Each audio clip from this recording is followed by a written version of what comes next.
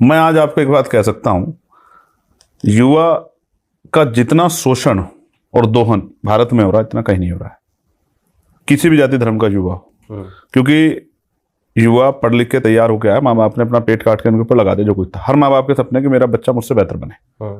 माँ बाप गरीबी में थे, सफाई कर्मचारी थे, बेरोजगार थे, खेती करते थे, किसी के बिल्डिंग में काम करते थे, कोई छोटा मोटा रोजगार करते थे, पान का खोखा चलाते थे, चाय की दुकान चलाते थे, नाई की दुकान चलाते थे। तो सबकी इच्छा ये है कि मेरा बच्चा जो तकलीफ मैंने सही वो ना सही, वो सुख सुविधा का जीवन प्राप्त करे। ठीक है। इसलिए वो उसको पढ़ाते हैं। भारत में ये बहुत शानदार एक पहल है कि पढ़ाया जाता है। कोशिश करते हैं कि पढ़े।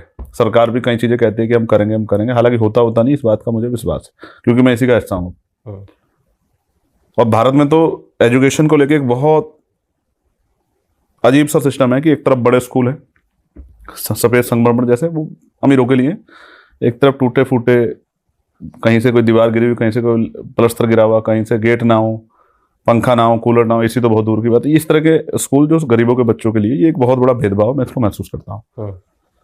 तो कई शुरुआती दौर से ही स्कूल से डिस्क्रिमिनेशन की शुरुआत होती है। तो मैं मानता हूँ जब वो पढ़ लिख के तैयार हो गया, तो एक मैंने जो मंत्री जी थे एनडीए सरकार के, पिछले टर्म में उनका एक स्टेटमेंट सुना था कि हमने ठेका नहीं ले रखा है। अब आप बताओ, जिस आदमी ने 12-15 साल, यानी कि उसकी एज होगी 22-24 साल, अब वो यंग है, अब उसके सपने हैं, उसको लोन कहीं नहीं मिल रहा, उसको रोजगार कहीं नहीं मिल रहा, वो पढ़ा लिखा बेरोजगार घूम रहा है, तो ज्यादा ज्यादा क्या करेगा? अब किसी पॉलिटिकल पार्टी जुड़ेगा, किसी सामाजिक संगठन जुड़ेगा, लेकिन उसकी अपनी नीड तो है ना।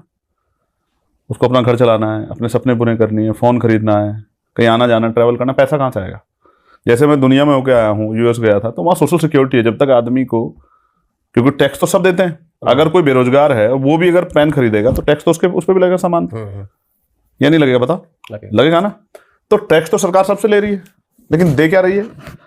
तो दे रही है कि विदेशों में, दुनिया में सोशल सिक्योरिटी के नाम पे उस आदमी को वो किसी आगे हाथ ना फैलाए, किसी गलत सोसाइटी में ना जाए, किसी गलत मूवमेंट का हिस्सा ना बन जाए, इसलिए उसको सोशल सिक्योरिटी देके उसको अपने पैरों पे स्वाभिमान से खड़ा रहने के लिए तैयार करते हैं। लेकिन हमारे यहाँ तो नहीं कुछ भी। हमारे तो पढ़ने वालों को ही नहीं सुविधा मिलती। जो पढ़ लिख के आ गए उनको तो कोई पूछता ही नहीं है। दूसरी जगह बेरोजगारी भत्ता मिलता है, हमारे यहाँ क्या मिलता है? हमारे यहाँ तो एक ही चीज मिलती है कि लोग अपने हकों के लिए ना लड़ें, सवाल ना करें, इसलिए धर्म दे दो, जाति दे दो और इस तरह का एंगल दे दो कि वो इसी में भिड़े रहें और वो उसमें खुश रहें।